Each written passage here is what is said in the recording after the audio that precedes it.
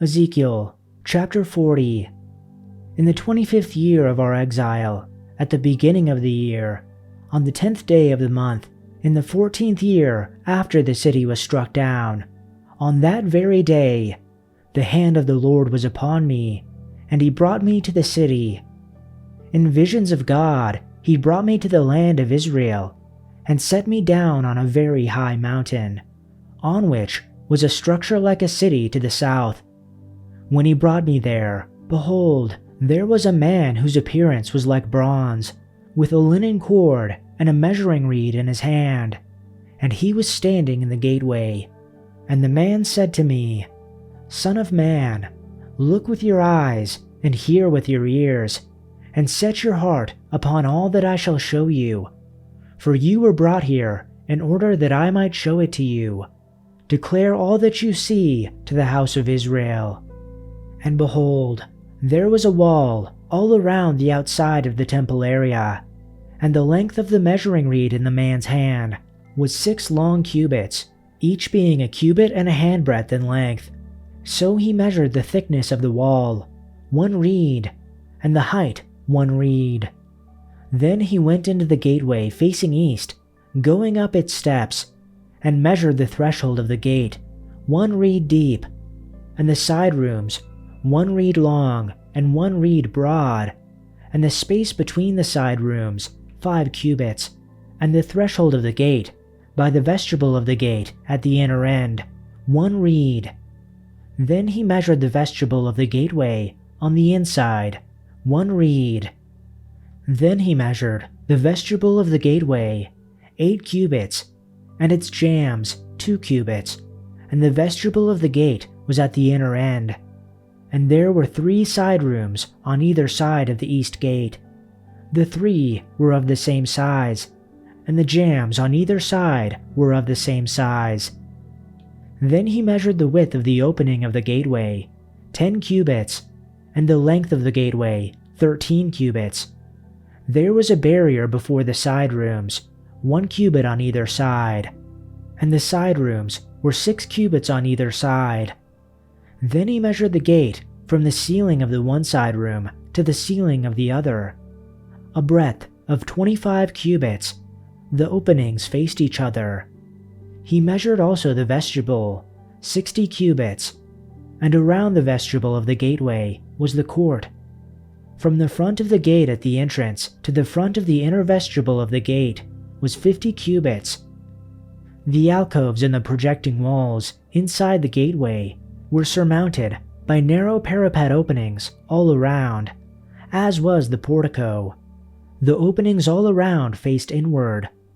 The faces of the projecting walls were decorated with palm trees. Then he brought me into the court. There I saw some rooms and a pavement that had been constructed all around the court. There were 30 rooms along the pavement. It abutted the sides of the gateways and was as wide as they were long. This was the lower pavement. Then he measured the distance from the inside of the lower gateway to the outside of the inner court. It was 100 cubits on the east side as well as on the north. Then he measured the length and width of the north gate leading into the outer court. Its alcoves, 3 on each side, its projecting walls, and its portico had the same measurements as those of the first gateway. It was 50 cubits long and 25 cubits wide. Its openings, its portico, and its palm tree decorations had the same measurements as those of the gate facing east. 7 steps led up to it, with its portico opposite them. There was a gate to the inner court facing the north gate, just as there was on the east. He measured from one gate to the opposite one. It was 100 cubits. Then he led me to the south side, and I saw the south gate. He measured its jambs and its portico, and they had the same measurements as the others. The gateway and its portico had narrow openings all around, like the openings of the others. It was 50 cubits long and 25 cubits wide. 7 steps led up to it, with its portico opposite them. It had palm tree decorations on the faces of the projecting walls on each side. The inner court also had a gate facing south, and he measured from this gate to the outer gate on the south side. It was 100 cubits. Then he brought me into the inner court through the south gate, and he measured the south gate. It had the same measurements as the others. Its alcoves, its projecting walls, and its portico had the same measurements as the others. The gateway and its portico had openings all around. It was 55 cubits long and 25 cubits wide. The porticos of the gateways around the inner court were 25 cubits wide and 5 cubits deep. Its portico faced the inner court. Palm trees decorated its jambs, and 8 steps led up to it. Then he brought me into the inner courtyard toward the east, and he measured the gate according to those same measurements. Its guardrooms also, its side pillars, and its porches were according to those same measurements. And the gate and its porches had windows all around. It was 55 cubits long and 25 cubits wide.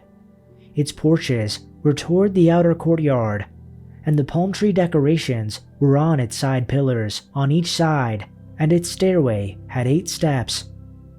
Then he brought me to the north gate, and he measured it according to those same measurements, with its guardrooms, its side pillars, and its porches. And the gate had windows all around.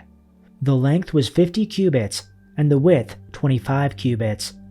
And its side pillars were toward the outer courtyard, and palm tree decorations were on its side pillars on each side, and its stairway had 8 steps. A chamber with its doorway was by the side pillar at the gates. There they rinsed the burnt offering. And in the porch of the gate were 2 tables on each side, on which to slaughter the burnt offering, the sin offering, and the guilt offering. On the outer side, as one went up to the gateway toward the north, were 2 tables, and on the other side of the porch of the gate were 2 tables. 4 tables were on each side next to the gate, 8 tables on which they slaughter sacrifices. For the burnt offering, there were 4 tables of cut stone, 1.5 cubits long, 1.5 cubits wide, and 1 cubit high, on which they set the utensils with which they slaughter the burnt offering and the sacrifice, and the double hooks on which they set the utensils with which they slaughter the burnt offering and the sacrifice. And the double hooks, 1 handwidth in length, were installed in the house all around, and on the tables was the flesh of the offering. From the outside to the inner gate were chambers for the singers in the courtyard, one of which was at the side of the north gate, with its front toward the south, and one at the side of the south gate, facing north. Then he said to me, "This is the chamber which faces south, intended for the priests who are responsible for the temple. But the chamber which faces north is for the priests who are responsible for the altar. They are the sons of Zadok, who from the sons of Levi come near to the Lord to serve him." He measured the courtyard, a perfect square, 100 cubits long and 100 cubits wide, and the altar was in front of the temple. Then he brought me to the porch of the temple, and measured each side pillar of the porch, 5 cubits on each side, and the width of the gate was 3 cubits on each side. The length of the porch was 20 cubits, and the width 11 cubits, and at the stairway by which it was ascended were columns belonging to the side pillars, 1 on each side. Chapter 41. Then he brought me to the sanctuary, and he measured the side pillars. 6 cubits wide on each side was the width of the side pillar. The width of the entrance was 10 cubits, and the sides of the entrance were 5 cubits on each side. He also measured the length of the sanctuary, 40 cubits, and the width 20 cubits. Then he went inside and measured each side pillar of the doorway, 2 cubits, and the doorway 6 cubits high, and the width of the doorway 7 cubits. And he measured its length 20 cubits, and the width 20 cubits, before the sanctuary. And he said to me, "This is the most holy place." Then he measured the wall of the temple, 6 cubits, and the width of the side chambers, 4 cubits, all around the house on every side.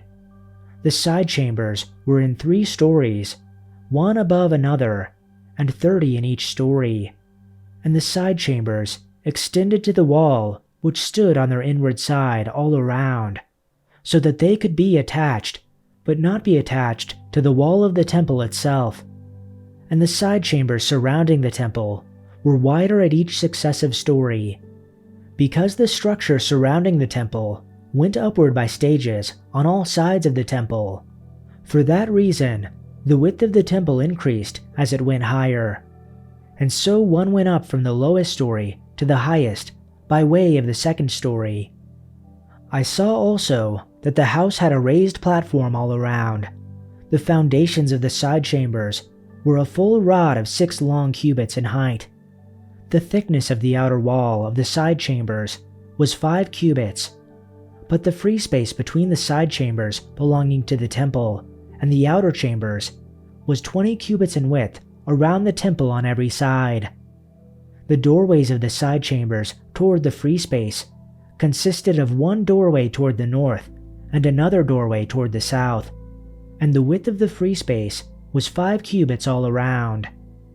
The building that was in front of the separate area at the side toward the west was 70 cubits wide, and the wall of the building was 5 cubits thick all around, and its length was 90 cubits.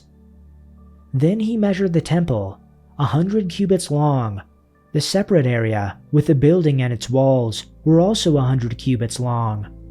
Also, the width of the front of the temple and that of the separate areas along the east side totaled 100 cubits.